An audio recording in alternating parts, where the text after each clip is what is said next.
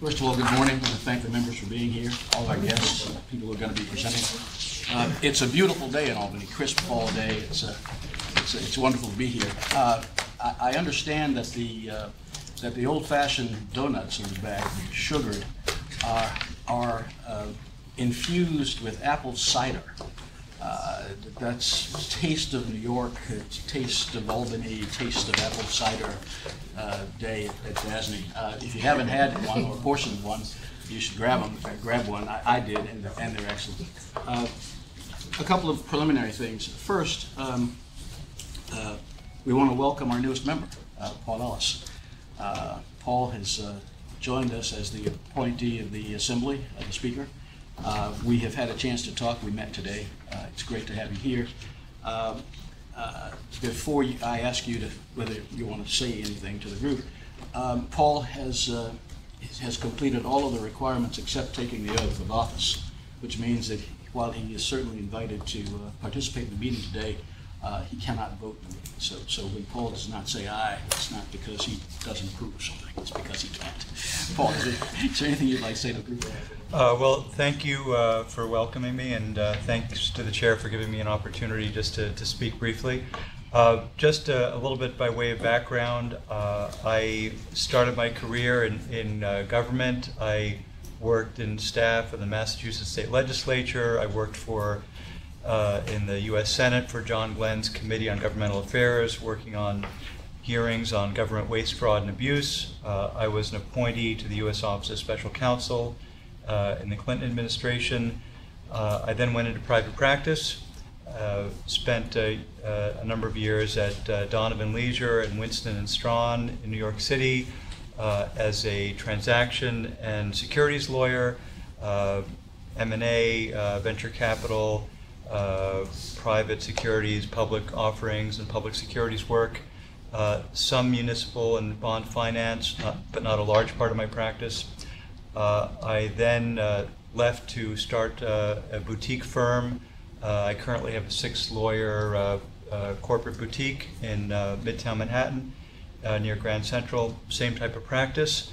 Along the way, I co-founded the New York Technology Council, which is now the largest technology trade association in the country, which has grown to become 60,000 members, supporting the technology industry in New York through educational efforts, workforce development, and the like. And in addition to my private practice, I've kept active in government work. I serve as the chair of the Housing Committee on Bronx Community Board 8 in the Riverdale community where I live. And we have a very active committee handling issues like NYCHA, capital improvements, which is always a concern in our neighborhood, financing for affordable housing, and the like. So I'm pleased to be here. I recognize the important mission DASNY has, and I look forward to working with you all going forward. Thank you. Well, thank you very much. Yours is quite a resume. It's a pleasure to have you here. Sandra Shepard sends her regards. As you know, she's had elective surgery recently. She is coming along quite fine. Just wanted to say hello. And just as a reminder, the MWBE, the Minority and Women-Owned Business Enterprise Conference, the Governor's Conference, starts at 11 o'clock this morning. Several of us are going over immediately after this meeting, and the President's going to actually speak to a group of people, a subset of the conference, at around 1 o'clock. If you're not all rushing off to get back to your jobs and your homes, it'd be great to have a showing from the board at that meeting. That said, we'll get to the business that we're actually here to cover, beginning with the minutes of the September 7th meeting. Have you all had a chance to read those minutes and read them carefully? Are there any comments or suggestions for revisions? Hearing none, I have a motion please to approve the minutes. Darrell, thank you. Is there a second? John Gardner, thank you very much. All in favor, please indicate with aye. Aye. None opposed, the motion carries unanimously. The second item on our agenda is the Finance Committee report. Mr. Romsky. Thank you, Chair. The Finance Committee met yesterday afternoon up in Albany. First matter on the agenda was the adopting of the meeting minutes from the September meeting. They were adopted. Then we reviewed one financing, which was the Albany Public Library.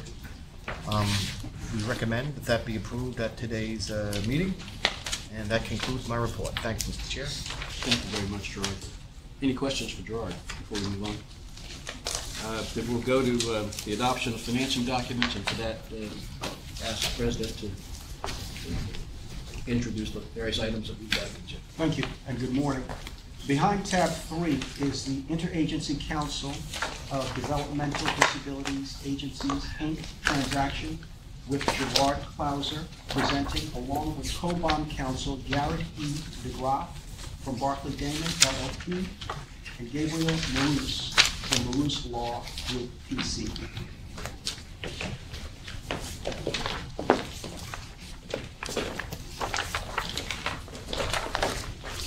Garrett, you have a colleague here from your firm. Would you introduce her to the board? I certainly will. Happy to introduce Melissa Bennett, who is an associate working in the public finance group, who's been actively involved in this and other transactions, and Thank you. will continue to be so in the future. Thank you. And welcome to both of you. Gabriel. Good morning, Chairman, members of the board, DASNY senior staff. I'm here to present the credit summary update for the adoption of documents for the Interagency Council. Notable updates are we have clarity on the OMH revenues, that they can be attributed directly to the project and property. At the resolution to proceed, there were some outstanding PPAs. At this point, one of the projects has been removed from the financing because the PPA will not be received. There is one pending PPA at the moment for Life's Work, 9 Jefferson property, which is contemplated to be included in the transaction, but will be removed if the PPA has not been secured by the release of the POS. We are anticipating a rating of AA2 from Moody's. No further updates. We go on to the presentation of the documents. Good morning. Before you today for consideration and approval, you have a proposed series resolution authorizing up to $38 million of Interagency Council Pooled Loan Program revenue bonds under the DASNY's IAC Pooled Loan Program Revenue Bond Resolution, which was adopted in 2010.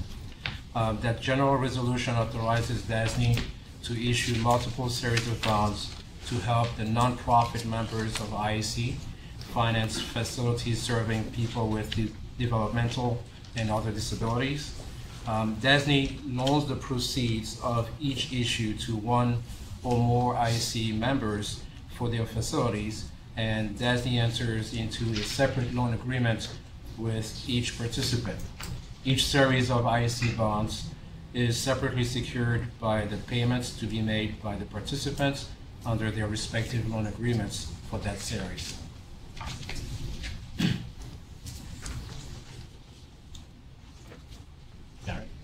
IAC members receive most of their funding through state agencies, OMD, Office, OPWDD being the leading state agency with most members.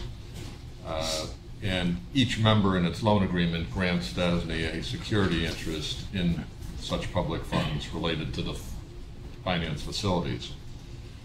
The proposed bonds will finance approximately 17 facilities for 7 IAC members, each of which is licensed by one or more state agencies, including in all cases OPWDD. Proceeds of the bonds will also fund a debt service reserve fund and pay for costs of issuance. The proposed bonds are currently contemplated to be issued as 2 subseries, one taxable, one tax exempt. The bonds will be special obligations of DASNY payable solely from the revenues pledged to the bonds, primarily payments made under the applicable loan agreements. As Gabriel mentioned, these payments will be secured by a security interest in the public funds relating to each finance project. The bonds will also be secured by the debt service reserve fund, which is expected to be 1/2 of maximum annual debt service. As described in our letter, all but 2 of the projects to be financed already have or are expected to receive a prior property approval from OPWDD, evidencing its commitment to pay an amount sufficient to amortize the project's portion of the bonds, subject, of course, to the state appropriation and to operation of the project in line with the state standards. These OPWDD payments will constitute pledge revenues. The two non-PPA projects are a facility licensed by OMH and an administrative facility. Each one of those projects are for two different participants. The loans for those two projects are expected to be paid from those participants' general revenues, including revenues for services performed at the facility licensed by OMH.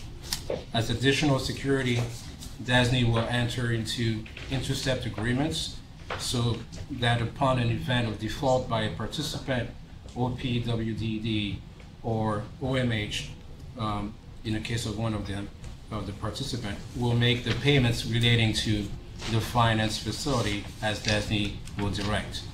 Finally, except for two properties, the participant's loan will also be secured by mortgages. As we have noted, the bonds will be separately secured from all other series of bonds by loans to the participants. These loans are not cross-collateralized and are not cross-defaulted to any other loans. If a participant defaults on a loan, the default will not constitute a default under the loans made to any other participant, and only the defaulting participant's allocable portion of the bonds may be accelerated. If the amounts recovered through the security described above is insufficient to pay in full such portion of the bonds, those bonds may nevertheless be deemed to be paid and shall be canceled by the trustee. In such event, the default will deem to be cured and the affected bondholders will have no other claim under those bonds. As described in our letter, the series resolution delegates to various officers powers, among others, to set the terms of the bonds and to establish funds and accounts to be maintained by the trustee.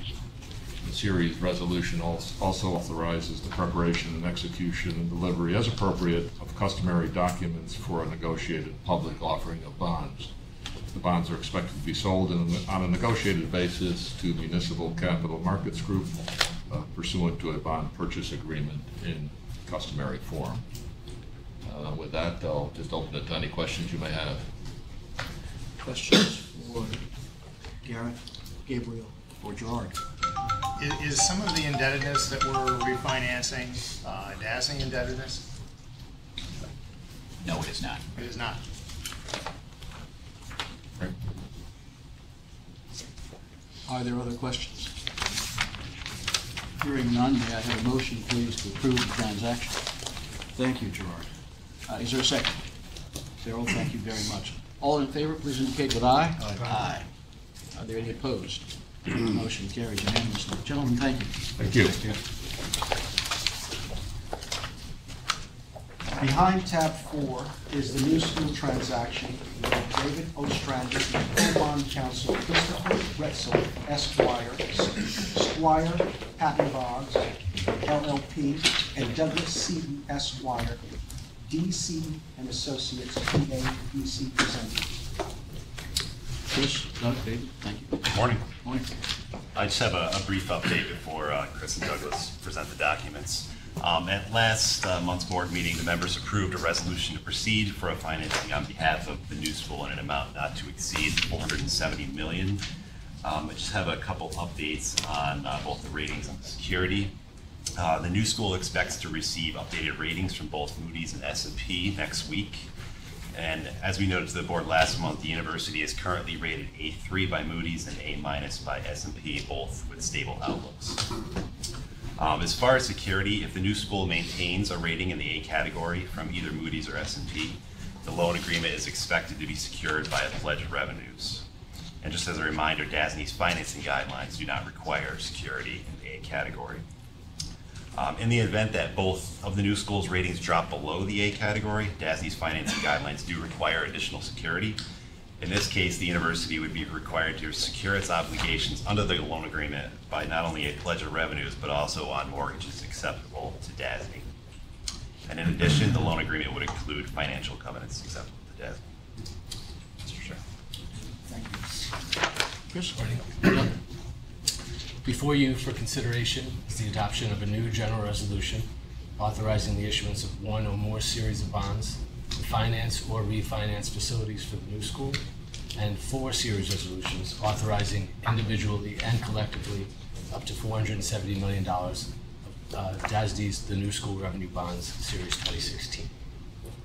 Proceeds of the Series 2016 bonds are expected to be used to pay the costs of the acquisition of a 5-story commercial building for future use by the university, and to provide for the refunding of all or a portion of bonds previously issued by DASNY in 2010 and 2011, pay cost of issuance, and to pay capitalized interest, if any.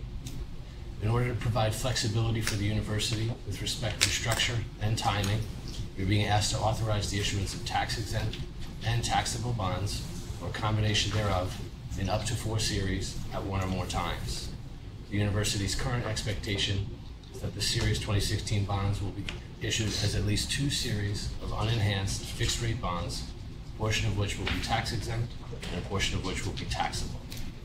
The Series 2016 bonds will be special obligations of DASNY, payable solely out of the revenues, which consist of payments made by the institution under its loan agreement.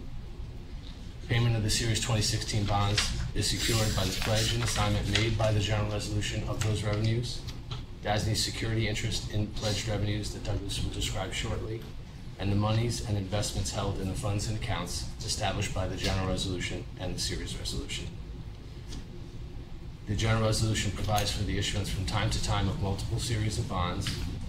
It also permits any collateral security given to secure the university's obligations under a loan agreement to also secure other indebtedness incurred by the university on a parity basis. The series resolutions before you delegate to various offices of DASNY the power to make the determinations described in our letter and to do all things necessary or convenient in connection with the sale and issuance of the Series 2016 bonds, including determinations relating to the inclusion of mortgages and financial covenants. DASNY and the university will execute a loan agreement in connection with each issuance of the 2016 bonds, which will require the university to make timely payment of debt service on the applicable 2016 bonds. The institution's obligations to make payments under the loan agreement will be a general obligation. At this time, the university's underlying credit rating is in the A3, A-, A- category, which under DASNY's financing guidelines for independent institutions authorizes DASNY's to issue bonds on the university's behalf that are not enhanced and not secured by a revenue pledge or a mortgage. However, any loan agreement with respect to the 2016 bonds is expected to be secured by pledged revenues consisting of university tuition and student fees on a parity basis with existing university indebtedness. In addition, any loan agreement will permit the university to incur additional indebtedness secured by a parity lien on the pledged revenues. As prescribed by the guidelines, the university will be required to retain a qualified management consultant at the discretion of DASNY if, after the issuance of the 2016 bonds, it no longer has at least one rating of A3, A-, A-, or better, as determined by one or more nationally recognized municipal bond rating services. However, if prior to the issuance of the 2016 bonds, the university no longer has at least one of these ratings, it will be required to secure its obligations under any loan agreement by providing a mortgage on mortgaged property acceptable to DASNY. Currently, it's expected that each series of bonds will be secured by one or more of the following properties, but each series won't necessarily be secured by the same properties. The properties are the University Center, the property to be acquired, and the 3 properties which were mortgaged to DASNY in connection with the issuance of the 2011 and 2015 bonds. In that scenario, any loan agreement would then contain financial covenants substantially the same as those contained in the university's loan agreement executed in connection with DASNY's 2015 new school issuance, which include a provision for the maintenance of assets and limitations on the university's ability to incur additional debt.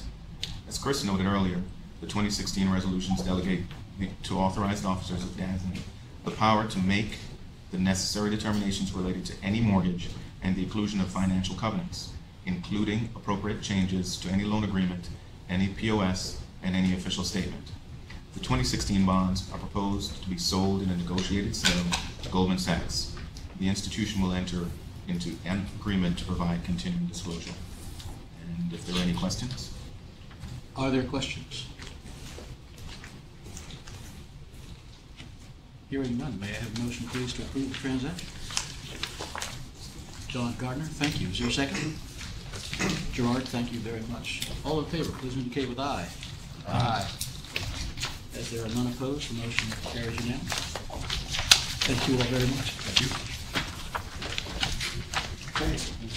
Behind tab 5 is the Vaughn College of Aeronautics and Technology transaction, which Dave Ostrander presenting, along with co-bond counsel Howard I. Berkman, Esquire, Hawkins, Delafield, and Wood, and B. Seth Bryant, Esquire, Bryant Ravino, LLP.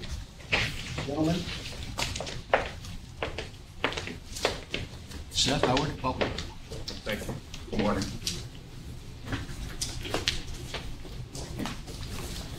Before Howard and Seth present the documents, I just have a brief update on Vaughn College. Back on July 20th, the members approved a resolution to proceed for a financing on behalf of the college in an amount not to exceed $70 million.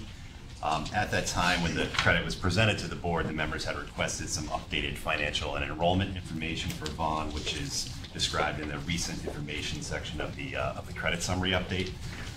So just to recap that information, as far as operations, for fiscal year end 2016, Vaughn's management is projecting an operating surplus on a cash basis of approximately $457,000 versus a budgeted surplus of $649,000.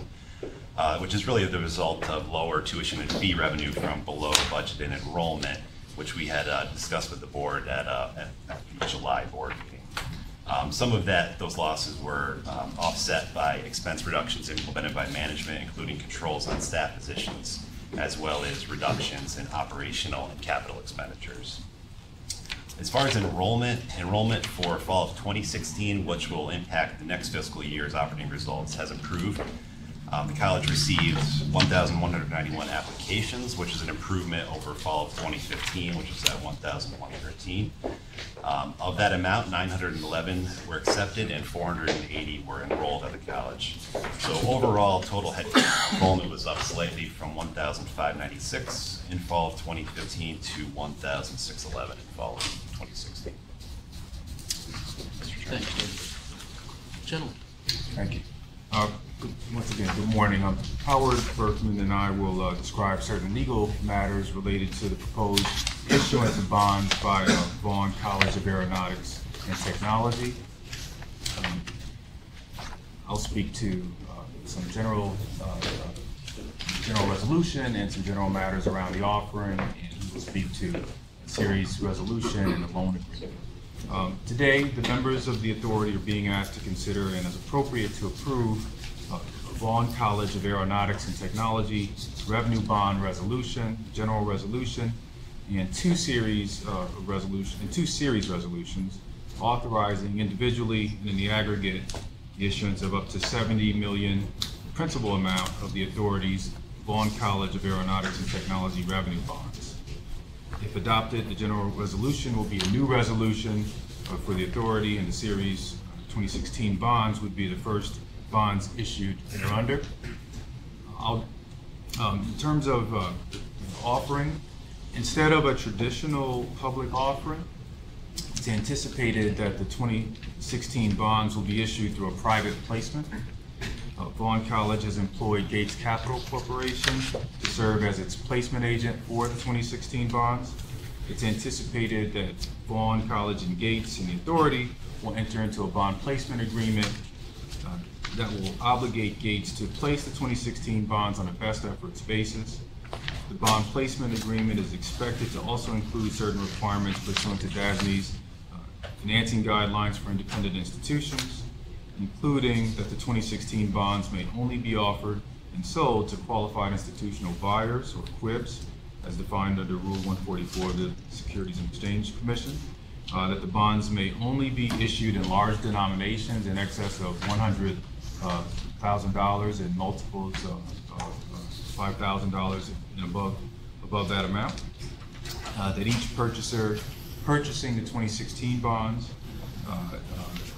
will commit that it's making its purchase only with an investment intent and not with a plan to further distribute the bonds, and that the purchaser has had the opportunity to perform due diligence and to get familiar with Vaughn College, and that it's able to bear the risks of the investment. Gates has indicated that it intends to offer the bonds to approximately 20 to 25 qualified institutional buyers. Oftentimes in private placements, there has been a single buyer, and so in respect that it's anticipated that there will be multiple buyers. This is a bit different from some other private placements. Vaughn College and Gates have prepared a preliminary private placement memorandum, which the authority has cooperated in preparing, but it is a document that has been prepared by Vaughn and Gates, and it includes the terms of the offering as well as the risks involved in the offering. Simultaneously with the offering of the 2016 bonds issued by the authority, Gates will also be issuing approximately $2 million of taxable bonds that will not be issued by the authority, but that will be issued by Gates directly. That offering will be made through a separate private placement memorandum that the authority has not had a role in. It doesn't anticipate having a role in producing. In terms of the general resolution, the general resolution constitutes the agreement between the authority and the holders of the bonds issued thereunder and contains the basic terms of the agreement, including the conditions of issuance of one or more series of bonds, security for the bonds, including the authorized types of credit enhancement, types of funds and accounts to be established for a series of bonds, and the defaults and remedies associated with the bonds and other provisions, including with respect to amendments and matters related to defeasance.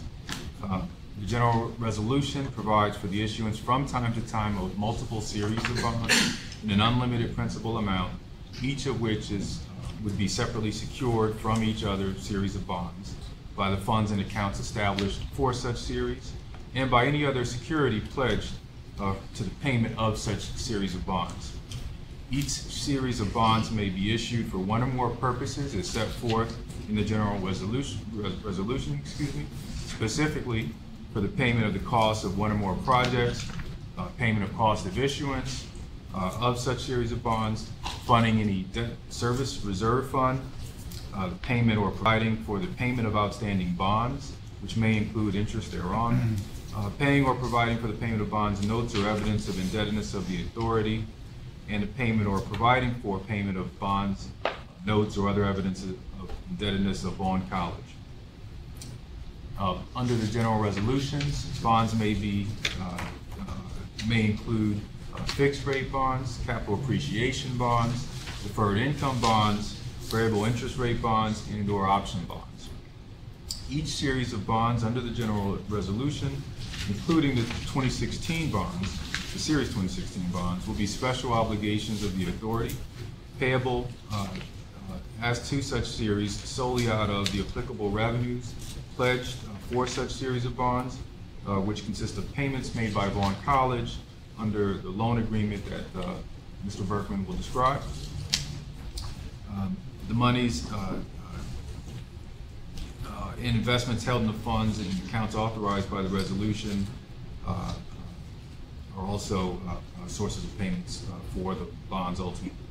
The general resolution permits any mortgage or security to be given to secure Vaughn College's obligations under a loan agreement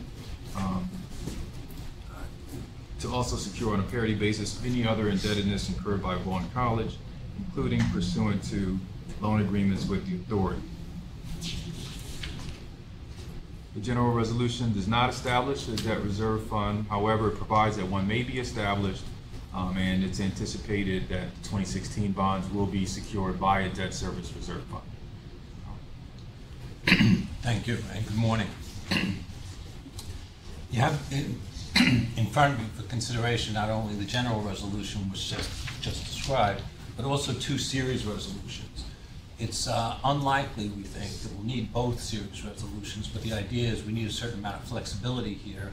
The purchasers are not yet at the table, and we might have to do something, and the most obvious thing we might have to do is do a tax exempt and a taxable series. We don't expect that, but we'll see what happens. And so we're asking you to authorize two series resolutions. Each one has a maximum amount of $70 million, but also in the aggregate, you can't exceed $70 million. So I think we're okay there. Excuse me. When I said the purchase is not here, Seth explained that the obligation of Gates is going to be best efforts to place the bonds. It's different from some of your other deals where you have a bond purchase agreement, and even if there's no market for the bonds, the purchaser has to purchase the bonds. Here, the placement agent has to find the purchasers, and if they do, then you sell the bonds to the purchasers. So it's a little bit different. Oh, thank you. Service. Thank you. So just to briefly describe the series resolution. Series resolution, each one is up to 70 million, not more than 70 million in the aggregate. A lot is, as always, delegated to the appropriate offices of the authority to make certain determinations. And it's particularly important in this deal because, as Seth mentioned, each series is separately secured. So as opposed to, say, some of your public programs like PIT, where you have all the funds and accounts are under the general resolution and all the bondholders share in them, share in that security, this is different in that each series is separately secured from all the other series. So therefore, the general resolution doesn't set up these accounts, but rather entitles them to be set up under the series resolution. And this series resolution does just that. It has a construction fund, a debt service fund, and I believe a debt service reserve fund. So those are all set up under the series resolution. The delegations that are being sought are the usual ones: the principal amount, which I mentioned, the maturity date, the interest rate. It has limitations for both taxable and tax exempt. There's parameters for the redemption dates and prices, the decision as to whether the bonds will be tax exempt or taxable, and as I said, the funds and accounts established by the series resolution. Another thing to bear in mind that's very important that Seth has pointed out in the general resolution actually comes to fruition, so to speak, in the series resolution.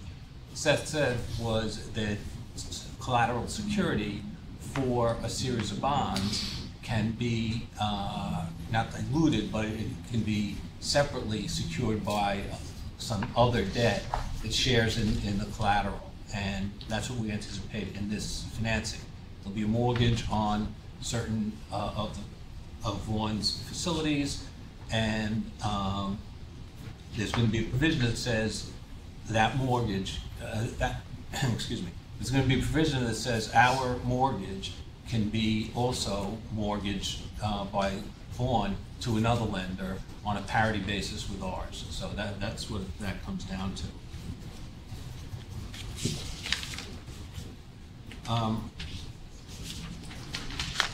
Just to go back to the beginning, this is a financing for a few different purposes. There's a new money acquisition portion of the financing. There's a refunding of certain New York City IDA bonds. There's a refinancing of approximately 11 million of commercial bank loans, and funding the debt service reserve fund and paying the cost of issuance. The loan agreement is obviously key to this financing, and much like the last presentation that you heard, the loan agreement must be a general obligation of the institution, providing for payments necessary to pay the P&I on the principal and interest on the bonds. The obligations under the loan agreement can and will be secured by a mortgage, but as I say, that mortgage can be shared on a co-equal basis with other lenders. The the moment, no pledge of revenues is expected, but that could change when the purchasers are identified. We'll have to see what happens there. The last thing that the series resolution does, or last thing I'll talk about, is it delegates to the appropriate officers the ability to execute and deliver the key documents like the loan agreement, like the bond placement agreement, and the other agreements that are necessary to bring the financing to consummate the financing. And all those documents can be signed and delivered by the staff. That concludes my presentation. Howard, thank you. Are there questions? John Gardner. Is the college projecting a loss for 2016? On a cash basis for 2016, they are projecting a surplus of $457,000. On an accrual basis, I don't have an answer for you, but there's a potential that that could be, a negative number once you factor in depreciation. Is it possible that these bonds will trade? If they trade, it has to be to another qualified institutional So buyer. they're not going to wind up on a, retail investors will never see these. Okay. Is the mortgage a first mortgage? Is there a lender ahead of us? No, there isn't. This would be a first mortgage. And my last question is just a curiosity question. Are both law firms giving the legal opinion? Yes. Yes. We are. Okay. I understand it is a first mortgage, as I understand it. And the mortgage will cover the entire campus as well as the once the building to be acquired is acquired, the mortgage will cover that too. John Johnson. I probably should understand this, but I don't. So Gates is to use its best efforts to sell the bonds. What happens if they fail? There's no deal? There's no deal. There's no one to buy the bonds. And as I said, since it's So the bonds aren't issued until they're sold? Right. Okay. And I hadn't heard of that. It's new. Have we done this before? Where private placement, where we yes. yeah, But not recently. Right, and not in connection with one IAC transaction. It was, the bulk of it was offered in a regular public offering, and there was a little piece that had to be done as a private placement. We've never done it quite like this. Is there a sense of the timing on this? Because it seems like there's a lot of moving pieces, and that although we're approving it, it's got a bit to go as far as clarity as to the transaction. Yeah, the expectation right now is to close probably late October, early November. Things, there's a lot going on obviously between now and then. So I think it would just be interesting to find out what, I know you will give in your next report, assuming it occurs before the next meeting, what happened. Absolutely. And how it happened, and and What the rate was. Very important question. Are there other questions? Hearing none, may I have a motion, please, to approve the transaction? Gerard, thank you. Is there a second? Thank you, Charles. All in favor, please indicate with aye. Aye. Is there none opposed? The motion carries unanimously. Gentlemen, thank you all very much. Thank you. And Howard, I do like your pen. Yes, I got it from somebody who's involved in the authority. Thank you. Thank you. Behind tab 6 is the Albany Public Library transaction. Steve Kozer will present the credit summary and staff report. Good morning, Steve.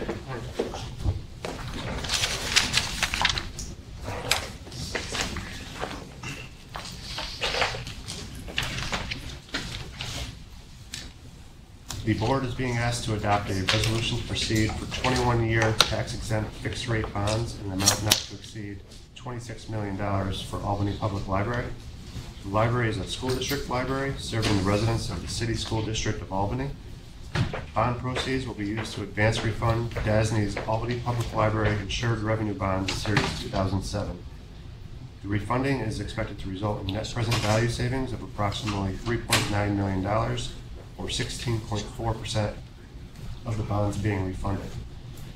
Funding for the library comes from real property tax revenues levied and collected by the school district on behalf of the library. Any changes to the tax levy are submitted to the voters for approval. Once approved by the voters, the library's tax levy is considered an annual appropriation. If the library subsequently requests an increase and the voters defeat the request, then the appropriation reverts to the amount last approved by the voters. In February 2007, the voters approved a referendum permitting the library to undertake the project financed with the with the bonds being refunded and to pledge funds raised by taxes for amounts required under DASNY's loan agreement. The refunding bonds are expected to be rated A1 by Moody's. Security will include a pledge of revenues and a lockbox. The lockbox requires the library to fund in advance a debt service account as tax collections are received. The school district will send all tax receipts directly to the trustee. A portion of the library's tax receipts will be set aside to fund the debt service fund, and the remaining balance will be transferred to the library to use for its operations. So in summary, the library has a predictable revenue stream. The debt service fund will be funded through the lockbox mechanism well ahead of bondholder payments, and the refunding will provide savings to the library. Therefore, staff recommends approval of a resolution to proceed for a bond issue in an amount not to exceed $26 million on behalf of Albany Public Library. Mr. Chair. Steve, thank you, and thank you for the record for including the description of public libraries, various categories of public libraries in the credit summary. Are there questions for Steve? Is it one library here? One library. And just where is it? How is it? There's, I believe, 7 branch locations throughout the city of Albany. Its main branch is on Washington Avenue here in Albany. We're here. May as well ask. Are there other questions for Steve? Then may I have a motion, please, to approve the transaction? Thank you, Trevor. Is there a second? Thank you very much, John Johnson. All in favor, please indicate with aye. Aye. Is there none opposed? The motion carries unanimously. Steve, thank you very much. Thank you. Now we move on to tab 7 and the report of the Corporate Governance Committee. Chairman Johnson. We met yesterday and did adopt the minutes of the meeting July 19th. Well, it was presented to the board in the previous meeting a resolution on modification of procurement guidelines. We, as a committee, requested that that be held so we'd have a chance to discuss it and have more of a presentation about the various methods we have of contracting for that. We had a long and very detailed and, I think, excellent explanation by Paul Koopman yesterday that took us through the different categories, and so we are now prepared to recommend the procurement guidelines as proposed last month. You want to add anything to that, Michael? No, I think that summarizes it. The committee did request additional information at the July meeting on the background. It was provided before last month's board meeting, and we had a chance to review it yesterday. Paul's here if there's any questions. Otherwise, we have no legal objections to this amendment. It's consistent with all of our prior authorizations as well as the public authorities law procedures for procurement contract guidelines.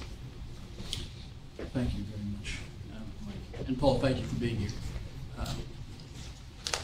Are there questions? Other questions? Hearing none, may I have a motion, please, to approve the resolution? Chairman Johnson, thank you. John Gardner, thank you very much for the second. All in favor, please indicate with aye. Aye. There are none opposed, the motion carries unanimously. And we move to tab 8 and the report of the audit committee. Chairman Gardner. Thank you, Mr. Chairman. The audit committee met yesterday. I'm pleased to say that the external audit and the internal audit are both on track. We had a presentation from our external auditors, Greg Driscoll and Jeff Hope were here on behalf of KPMG. Benny Hednott and Annette Hale were present in New York. And Kathy Everett reported on the status of the internal audit. All is well.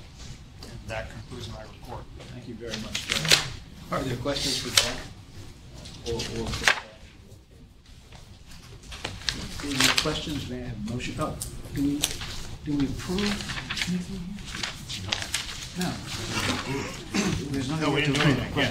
Right. It was all, Then we'll move on to the management reports, first of which is to be given by the president.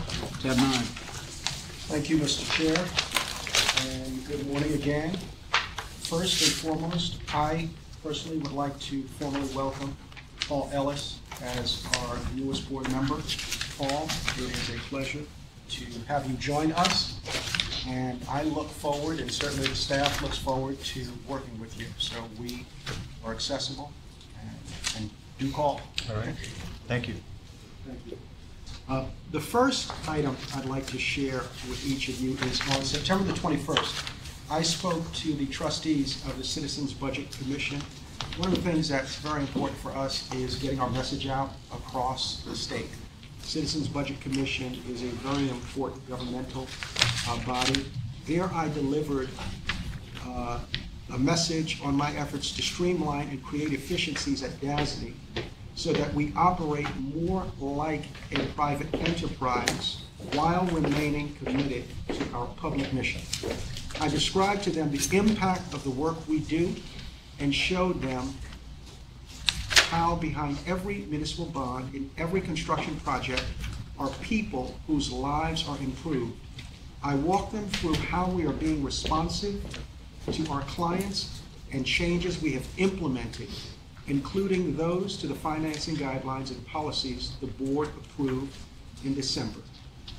I also described our efforts to expand use of alternative delivery methods to create efficiencies in construction, project delivery, and provide our clients with more options. So thank you, John Johnson and the committee and all the board members, because I think this gives us yet another toolbox to enhance our ability to provide alternative delivery capabilities. In August, as part of a city and state profile of DASNY, the Citizens Budget Commission released an analysis of DASNY, our operations and our work. The analysis described DASNY as, and I quote, an important state entity for infrastructure investment, and its expertise will continue to help New York State, its municipalities, and nonprofits design, construct, and finance public purpose infrastructure. Now, this week, DASNY was cited by the bond buyer as having the highest number of low-cost tax-exempt bond issuances in the nation through the first 9 months of 2016. The $4.1 billion DASNY delivered to the market over 28 issuances, providing savings to the authority's health and education clients, and places us 4th overall in the nation. We also issued 2 press releases this month as part of our ongoing effort to better tell the DASNY story and share our successes with the public. In the first release, Governor Cuomo, and it says, and I, well, it wasn't quite Governor Cuomo and I. Okay, so Governor Cuomo announced the completion of more than $35 million in upgrades on the SUNY campuses throughout the New York State. The work took just 90 days, ready in time for students to begin the fall semester. This is a very important initiative that we take on each year. We're starting that process again. So our team gets in and really does the repair and rehabilitation work. So kudos to our construction team for facilitating the entry of students back onto the SUNY campuses. That's a very important piece of work that we do. The governor sees that as very critical to higher education in the state. So we appreciate that. We posted a corresponding web article outlining a project work at the university at Albany. It was posted in DASNY's Success Stories on our website. The second press release was a joint release with the New York State Energy Research and Development Authority announcing the training of 33 DASNY staff members to implement New York State's new stricter energy conservation construction code for buildings. The new code goes into effect October the 3rd and supports Governor Cuomo's reforming the energy vision strategy to build a clean, resilient, and affordable energy system for all New Yorkers. The training, supported by a NYSERDA grant, positions DASNY's construction division to implement the code for facilities we build for our clients. We've posted a corresponding web article providing more details on the code and the training in the DASNY expertise portal on our website. Now, one of the other announcements we made, Caprice Spahn, the Managing Director of Specialized Services and Client Solutions, has left DASNY. The 4 units that fell under her leadership will find temporary new homes in different divisions. While they are potentially temporary, these new homes are designed to create and test synergy among the teams and divisions. The Office of Environmental Affairs will move to Council's office under General Counsel Mike Cusack. Information Services will move to the Finance Division under Chief Financial Officer Kim Nadeau. Real Property will move to the Construction Division, where it will join the portfolio of Senior Director Paul Koopman. Sustainability will be integrated into the Construction Division as part of upstate and downstate planning, design, and quality assurance, reporting to Sandy Dagler and Steve Rosenthal. I expect and am certainly seeing a very seamless transition as these 4 important units move forward. Now, in the meantime, our Information Services Group has begun rolling out Windows 10. The upgrade will allow us to use new tools and software that will enable us to become more mobile. This will be particularly beneficial to DASNY staff working in the field. It is one example of how we are deploying new technologies across DASNY that makes us more nimble and efficient. Now, as it relates to construction, on September the 26th, I helped break ground on the new residential building for the Office of Mental Health's South Beach Psychiatric Center on Staten Island. Now, this is our largest project. It's valued at $250 million. The new facility, which is applying for LEED Silver certification, is projected to have MWBE utilization above Governor Cuomo's 30% goal. We also expect to have very high participation rates from the community. Overall, the residence buildings construction will help keep families in the Staten Island community close to their loved ones. Design elements encourage a team approach to staffing and maximize connections between caregivers and their patients. It will provide some of New York's most vulnerable residents with the comfort and safety they need for healing and recovery. It's also built above a floodplain. So as many of you might recall, the facility was badly damaged from flooding during Superstorm Sandy, and the new construction builds it back stronger. Now, we also wrapped up more than $35 million in upgrades across 12 SUNY campuses, as mentioned earlier. This work was completed in 90 days, in time for students returning for the fall semester, thus demonstrating DASNY's trademark speed and efficiency. The work was highlighted in a press release sent out by Governor Cuomo's office and picked up by several publications. I will now turn the floor over to Steve Kuro, who has an update on our other construction projects. Thank you. Good morning. Morning. Behind tab 11 are the 3 construction project reports. On the cover of the first construction projects report is a photo of City Plattsburgh's Moffett Hall rehabilitation project. This was a $15.2 million project. The scope included a gut renovation of the 9-story, 250-bed high-rise residence hall, including renovations to the bedrooms, new windows, new plumbing, a new roof. We added exterior wall insulation, new kitchens and lounges on each floor, a new main lounge on the first floor, a new entrance vestibule and canopy, and exterior site work and walkways. The gut renovation of the residence hall's bathrooms were added to the project post-bid based on the fact that the bids for the original work were very favorable.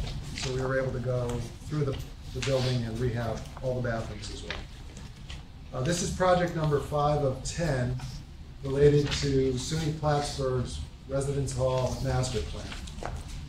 So we've renovated 5 residence halls in the past 5 years. Hood Hall, Harrington, DeFriedenberg, Mason, and now Moffett. We have 5 to go. We're working on Wilson right now. Macomb, Whiteface, Kent, and Banks. And each of those will fall over the next 5 years. So this was a $100 million program, 10+ year plan for SUNY Plattsburgh. The architect for Moffett Hall was Mock. The general contractor was Betty and Pring. We started design in December of 12. We completed design in September of 14.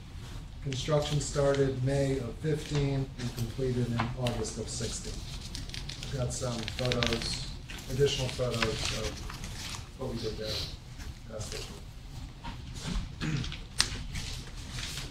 Construction expenditures through August of 15, prior year, we were at $260 million.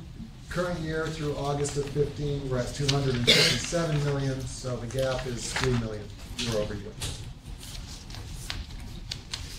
Project updates, I'll start with the Court Officers Training Academy. This project continues to advance with all trades fully engaged.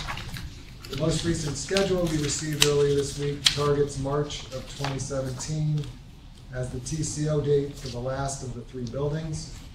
And the overall project completion date is scheduled for June of 17. The manufacturing of the windows has not been factored into this schedule. We expect an updated schedule by August 21st. The next project status meeting is tomorrow, October 6th, and I will be attending along with our team. At Bernard Feinson, our TAO inspection is taking place currently. It was yesterday and today. We expect substantial completion will be achieved and temporary approval for occupancy obtained.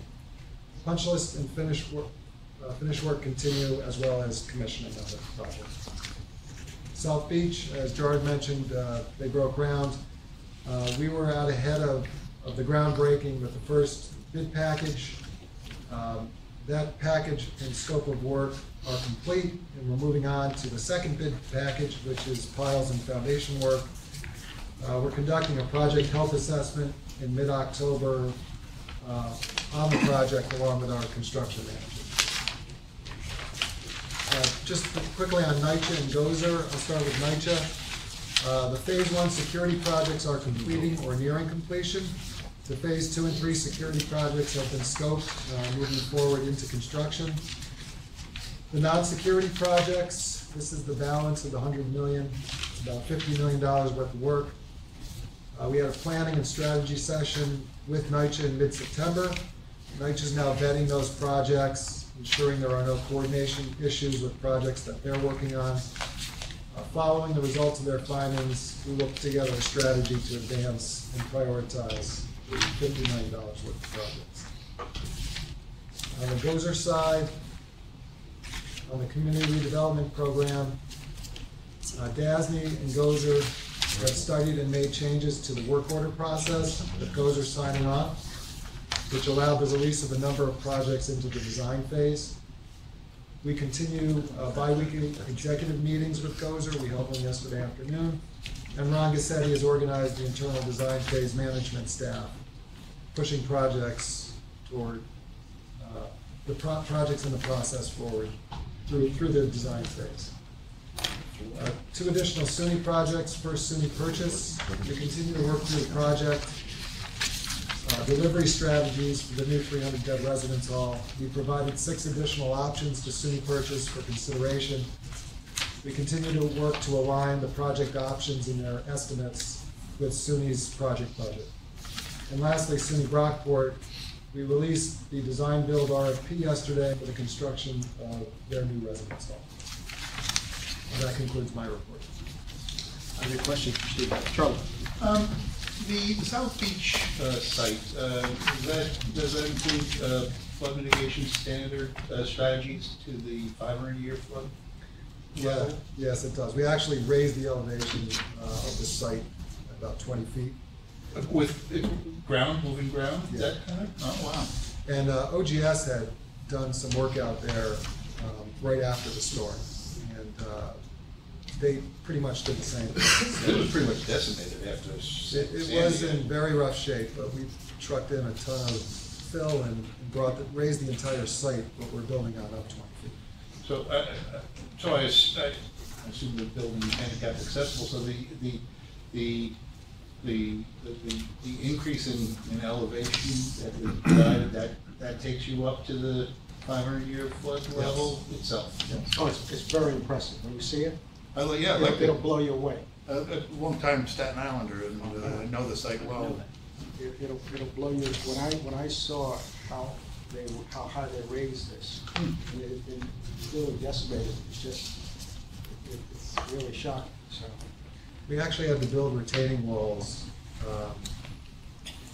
adjacent to the adjacent property sites because we raised it up so high. So. What is the 500-year flood plan? I'm sorry, I don't know that. Yeah, there's the federal government releases statistics based on what's happened in the past, and they look at the worst storms that have happened in the past, and there's different criteria you can design to. You can design to the worst storm in the past 10 years or 50 years or 100 years or 500 years. So although I don't know that 500 years ago they were actually coming up with the data and logging it, but that's how the designers go about it. Okay. So the city increased its code from 100 to 500 year after Sandy. States requiring that for all health-related facilities as well now, and wasn't sure if there was an exception somehow for government buildings or not. But You could have 2 500-year floods in 2 days. Right. Statistical. No, again, it's a statistical methodology for projecting. Right. Low probability, high impact. Got it. Right? All right. But you can get probabilistic within that low probability circumstance. Okay. Turning to finance, DASNY's uncommitted operating reserves total $40 million at the end of August. These funds have specific purposes that the board has previously designated and cannot be used for general operating expenses. They include the $10 million of funding for the new reserves approved at the board's July meeting. Healthcare Reform Act reserves increased by $6 million due to receipts. There were no disbursements. These reserves are for our structured hospitals only. I will now turn the floor over to Kim, who will present 2 resolutions for your consideration. Good morning. Good Before morning. you today, you have 2 resolutions. One is for reaffirming and electing officers, and the second is related to the approval and execution of investment transaction, authorizing certain employees that are allowed to perform those 2 tasks. The first resolution, reaffirming and electing officers, DASNY. What changes we're making here are to remove George Clouser from the authorized list and to add Stanley Reed. The reasons are twofold for making these changes. Gerard has recently transferred from the finance group to public finance, and as a result of the change in his role, it is best for him not to have the role as authorized officer and assistant treasurer to sign on the bond documents. He has not been performing that role since he made the transfer, but it is important to make sure that all of our records, our trustees have been previously made aware of the change in his responsibilities. Stanley Reed was recently promoted. As part of his new responsibilities, he will be cross-training in order to back up his supervisor, Kimberly Ellis, who is our assistant director for the investments group. As a result of this change, this authorizes him to act as approver in Kim's absence. The second resolution also authorizes Stanley to approve security transactions and removes his ability to execute those transactions so that the segregation of duties between execution and approval is maintained. Are there any questions on the resolutions? Hearing no questions, then may we have a motion to approve the first resolution as Kevin described it? Thank you, Charlie. Is there a second? Adrian, thank you very much. All in favor, please indicate with aye. Aye. And opposed, motion carries unanimously. The second resolution is to approve, authorizing named employees to approve and execute the investment transactions. Kim has just described it. Are there any questions for her on that resolution? Hearing none, may I have a motion, please, to approve it? Thank you, Beryl. Is there a second? Second. Charlie? Thank you. Did you have a question, John? No. Okay. All in favor, please indicate with aye. Aye. None opposed? Carries unanimously. Kim, thank you. Okay, as it relates to public finance and portfolio monitoring, public finance and portfolio monitoring completed an RFP for a new slate of underwriters, refreshing our network of partners and providing firms with new opportunities. These underwriters will play an integral role in meeting our clients' needs. The new panel includes minority and women-owned business enterprises as senior managers, co-managers, and selling group members. It also includes service-disabled, veteran-owned businesses for the first time as co-managers. By working with these MWBE and SDVOB firms on our financings, DASNY is helping to create and increase their capacity as we broaden opportunity and create inclusive communities. So with that, I will turn it over to Portia for a market update.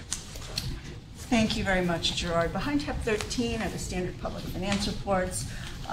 Since my last written report, we took the bids on the competitive bid transaction, and we also took bids on the competitive sales tax transaction. We touched on this a little bit before. With these large transactions, what we have been doing is we have been breaking the bonds into 3 separate tranches, taking the big series and breaking them up into 3 separate tranches, generally the first 10 years, the second 10 years, and the third 10 years. It's something that's worked really very, very well for us in terms of really encouraging competition and really being able to get very good execution. You know, the sizes then become smaller, so it's less risk for the underwriters to take on.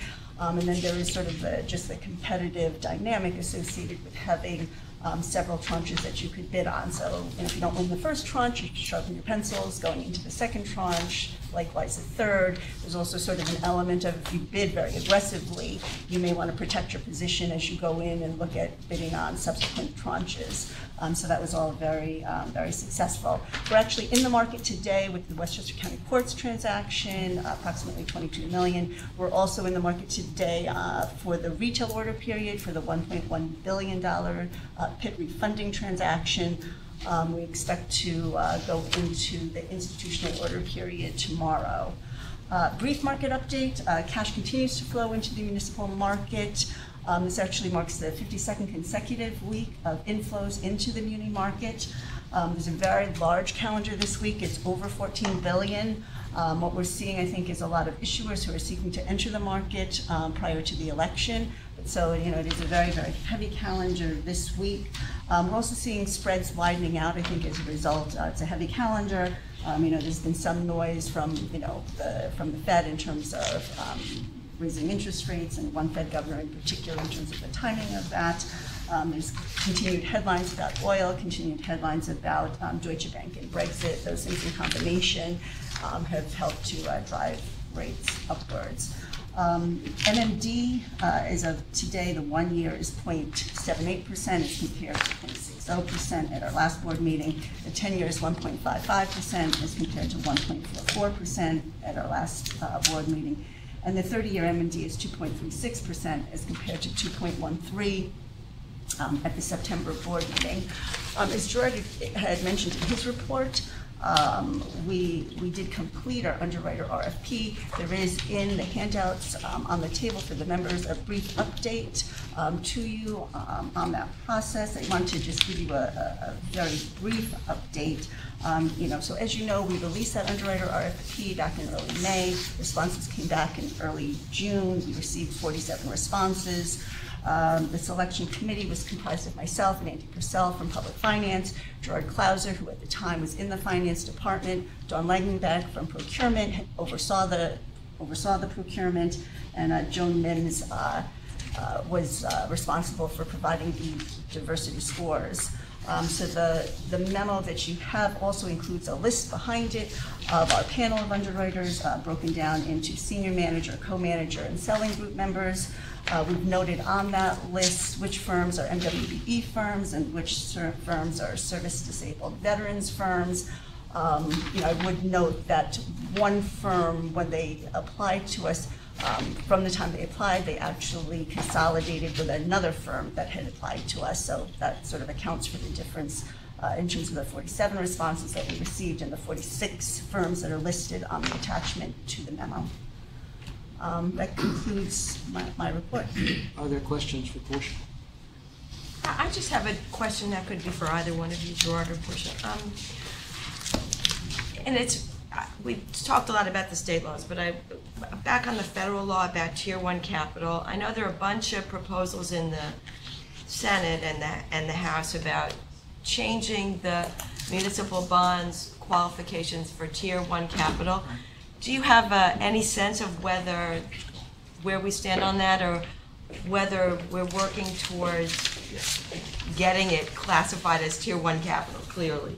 I know recently there was a proposal on that, for investment grade munis to be on the very lowest rung of the ladder in Tier 1.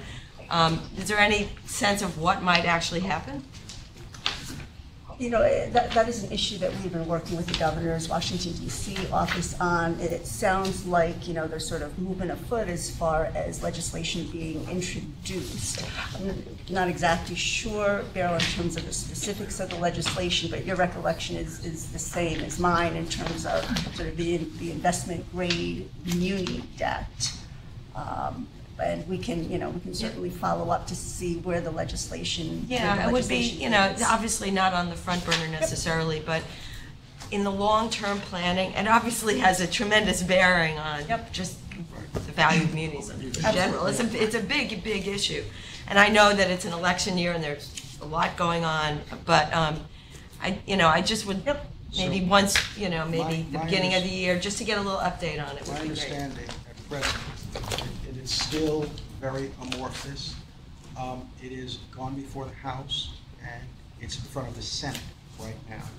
I have no idea if that will materialize during this particular session, but clearly, given all of the challenges that the financial institutions, particularly banks, have, they are well behind this because that would provide them with even more liquidity. Yes, right? yes, so, obvious. Yeah, we're all on the same side. So the biggest issue for everyone as they are watching a number of financial institutions across the globe, one in particular, Deutsche Bank, which would have access, liquidity becomes even more important. So the banks have made this charge number one. But I just don't know if it happens during Yeah, this I mean, particular it's not gonna cycle happen this year, or- but it's something that we should just periodically maybe get an update on, because it does bear on our overall planning, I suppose. So shall we say, after the election, of course, that the report will Yeah, come to the board just give us a little update on it. in December, January? Sure. Yeah, we'll reach out to the governor's office in Washington DC, and if they have, we have participated in meetings. If there are additional discussions, we certainly want to participate in that again. Yeah, I mean, because as you point out throughout, we are a very, very big issuer, and we should have, be able to give a lot of very important information you've been sharing with us throughout the past year about the value of investment grade munis and So how I did have, solid they are. when I first started, we had the benefit of going before the Federal Reserve Right. and talking to them. And it was very apparent, that the Federal Reserve wasn't quite there at the time. And it was also apparent that they didn't recognize sort of the depth and the liquidity that the Yes. municipal market would provide. So I think they have moved significantly far, but we haven't had any subsequent conversations. They were very accessible, but as you know with the Fed, once they close the door, there's no opportunity to have That is any right. additional discussion, so that's really what it is. Other questions for Portia? Then at this point, may I have a motion, please, to go into executive session to discuss the financial and credit history of certain corporations. John Gardner, thank you. Charlie, thank you. Second. All in favor, please indicate with aye. Aye. Is there none opposed? We are in executive. If you were receiving $140 million, you'd make it. Let the record indicate that we have just come out of executive session during which no decisions were made other than to come out of executive session. Is there any other business to come before this board? Let me just say. Our next meeting is on the 9th One of more November. thing. Oh, is it? Yeah, I'm sorry. That's okay. Well, let's have it. Sorry. I was talking to One of our board members. Just as a reminder, today, as all of you know, is the New York State MWBE Forum. Appreciate each of you attending. I will be speaking at 1 p.m. and 2 p.m. on October the 14th. I'm also a guest speaker at the National Association of Minority Contractors Annual Awards Gala. And then earlier that day, I'll be speaking on a panel regarding creative infrastructure financing in the U.S. that's being hosted by Siebert, Cisneros, and Schenck. And so, thank you. That's it. Okay. We will be there? Yes. Okay. Good deal. Henry Now- Cisneros will be there too. Will be there? Absolutely. Yeah. Is he the former mayor of San Antonio? And the former He's head a of, former He's still HUD. He's still HUD. HHS. He's HUD. HUD. He still is the HUD secretary. No, he's been. Oh, no, the other. Yeah, no. We're still on the record. May I have is there any business coming It's on board? adjourned, yes. Hearing none, we had a motion to adjourn the meeting. May I have a second? Yes. Thank you very much, Beryl. All in favor, please indicate with aye. Aye. Meeting's adjourned.